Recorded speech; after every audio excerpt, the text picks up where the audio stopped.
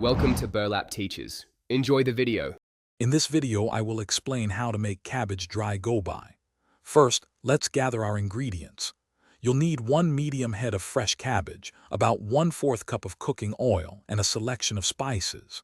Make sure to have 1 teaspoon each of turmeric, cumin, and coriander powder ready. Also, chop 1 large onion, 2 ripe tomatoes, and 2 green chilies very finely for the base. Now, let's prepare the star of our dish, the cabbage. Begin by washing 1 medium head of cabbage thoroughly under cold running water to ensure it's clean. Next, chop the cabbage into small, uniform pieces, aiming for about 1 inch in size. Finally, blanch the chopped cabbage in hot water for approximately 5 minutes, then drain it very well to remove excess moisture. It's time to start cooking.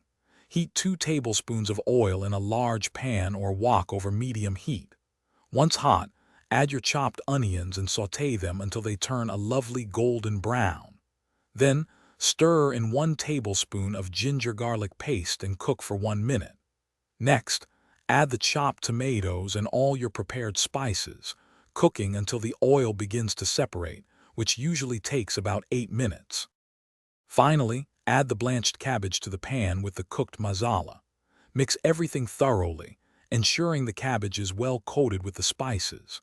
Cover the pan and cook on low heat for about 15 minutes, stirring occasionally, until the cabbage is tender and the flavors have melded beautifully. Garnish with fresh cilantro and serve hot with roti or rice. For more great deals and to check out the Owala water bottle, please see the link in the description below. Thanks for watching. Consider subscribing if this video helped you.